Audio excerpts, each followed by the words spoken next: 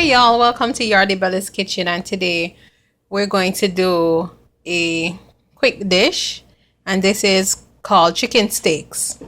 And we have 3 chicken breasts here that we already split in the middle. So this is what the breast was like before, and we just use a knife to cut in the middle and open it up, kind of like a butterfly effect. So this is how we're going to work with the meat for our chicken steak. So the next step pretty much is to to kind of pound the chicken breast to make them a bit flatter and a little bit more tender, because they're going to be fried and we don't want it to be too dry. So we're going to kind of pound it. Okay, so as you can see, I've put one piece of the chicken breast inside of the Ziploc bag, and I'm just gonna pound it. And usually I would maybe just use some saran wrap or some the saran wrap. I don't remember the other name for saran wrap, but yeah, normally I would use that, but I have none at this point, so I'm just improvising by using this Ziploc bag. And then I'm gonna use this is actually a crab sheller or a crab cracker that you use to pound your crab shell or your crab claws in order to get your meat out. So I'm gonna use that. I really don't have a mallet today, so I'm gonna again, today is about improvisation, so we're improvising. So I'm gonna just lightly pound on the chicken, and you don't want to do it too hard because chicken breast is kind of a delicate piece of meat, and if we exert any aggression, the results will not be too pretty. So just gently pound on it, just to tenderize the meat a bit. Yeah, and this is going to help to flatten the meat at the same time, giving it that steak vibe, steak appearance. Yeah, so I'm just gonna do this with all 3 pieces. I can flip it over and kind of pound the other side a bit. Yeah, and the chicken pieces were already lightly seasoned, not with too much drama, just a little bit of soy sauce, salt and pepper. Yeah, so there you have it. It's pounded and ready for the next phase. Yeah, so I've placed one of the butterfly breast on inside of the Ziploc bag. We really don't have any saran or clear wrap right now, so we're just improvising. And I think this is a better option because there's no splashing and splishing inside of this. So gently, very gently pound the breast, because you don't want it to get mashed up and whatever, because breast is a very tender part of the chicken, so you have to treat it with delicacy.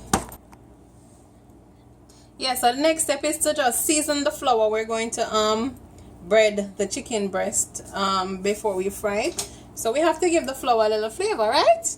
True right. So I'm just adding a little paprika. Bam. Some cayenne pepper,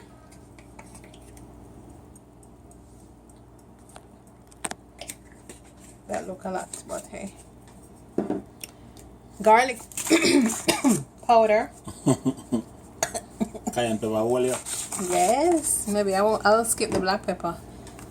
And we have a little rotisserie chicken seasoning blend here that I think will give it a little oomph.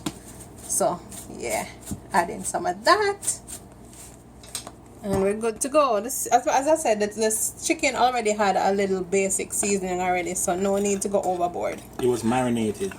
Yeah, marinated. Yeah, blend that together. Sauce. You can marinate your chicken with whatever you want to marinate it with, soy sauce or whatever. Salt and pepper. Salt and pepper, yeah. Alright, and over here we have 2 whole eggs that we're gonna beat. Yeah, scramble them. No, this is called beating. can add a little water. So, Little water. Or the almond egg? milk. Up for almond milk. Alright. So I'm gonna take it from the Pro and add a little almond milk. And the almond milk is from Fresh Market. It's unsweetened almond milk. And the reason why I add the almond milk is to give your egg wash a little bit more watery consistency so that it will wash properly, you know, and adhere to the meat properly. All right, so the first thing we're gonna do is we're going to flour the chicken. Just coat each side very well. Then we're gonna dip it in the egg wash. Soak him nice and well. Drain off the excess, of course. Then we're gonna double dip. Dip it back in the flour again.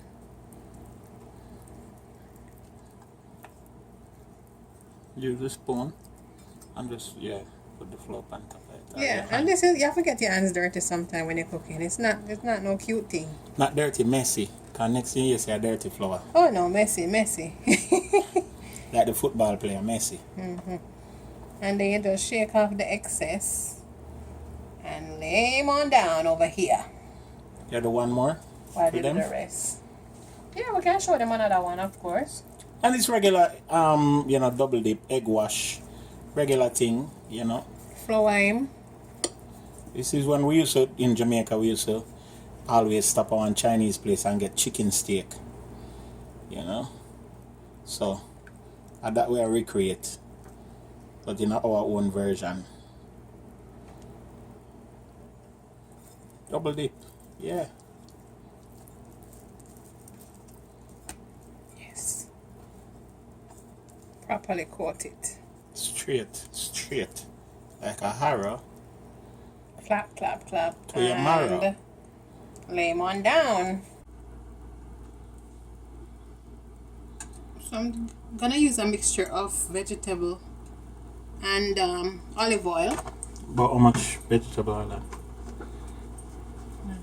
Half cup of oil is good, whichever oil you want to use. But I'm using a combination just because We don't have olive oil like that for yeah, waste. no, waste Stop my now. olive oil. Too much I olive have a oil. little bucket of olive oil. So I save it. And just make that hot properly. You don't want it to stick. Yeah. And don't use too small an amount of oil because that will cause it to stick also. So the very thing you're trying to avoid is what it will cause. Alright, so give it a couple minutes, a couple seconds. Yeah, so now our oil is hot and we just put a clove of garlic in there just to flavor the oil a bit. And I'm just going to, yeah, I'm just going to lay one piece of the chicken breast to fry. And you notice I laid it away from me, and that's the safe way to do it so you don't get burned. So how long from one side? Take it first. I don't know. Alright, so we'll go about 5 minutes, if that much, on one side. The heat is medium. Medium heat, you don't want it to be too hot, it's to go brown faster than the meat actually cooks. Cool. So you just leave it, make it cook 4 to 5 minutes from one side or until golden brown, and then we're gonna flip it and do the same thing or even less on the other side. And yeah, your chicken steak is starting to look like chicken steak. Alright? So we went ahead and flipped the breast after about 3 or so minutes because it pretty much got nice and brown after that time. So in less than 5 minutes I believe that the breast will be done cooking. And then we're just gonna put it in the oven for you know, Just to stay warm. Just to stay warm. And While we finish the other. Crispy. Crispy. Yeah. Well, crispy. So yeah. Alright, so this is your thing. Turn up or if you turn up, and we're gonna finish up the rest of them, and then yeah, start out. You see. Alright, so here we have the finished chicken, and it's just being sliced for presentation's sake. We, you know, slice them into more manageable pieces, so when you're eating it, you don't have to fight with this big slab of chicken steak. Alright, so it's just cut in small slices, and we're going to plate it right now here with some luscious green salad. Yes, yes, yes. Look at that. Biggie. This is one chicken breast, guys. One little piece. When you butterfly it. And this is all you need. This is a perfect dinner for you. Salad and a slab of chicken steak. And of course you can add your favorite sauce. This is just a customized mix up. This is a customized sauce with all kind of stuff in there. Trust me, don't even think about it. Just find a sauce that you like. Sweet and sour, teriyaki, whatever you want to add to your chicken is just fine. I'll ketchup. If you want to be boring, I'll ketchup too. Who adds ketchup to steak? Alright, so yeah. Yes, yes, folks. You approve? Yeah, me like it. Hopefully you get to try it. So I put a lemon there so you can squeeze a lemon on it if you want. You know, you can eat it with rice, you can eat it with bread, you can eat it with whatever your mind tell you. And yeah, chicken steak in a Yardie Belly's kitchen. Like, share, subscribe, tell a friend them and your family. And yeah, so the thing said.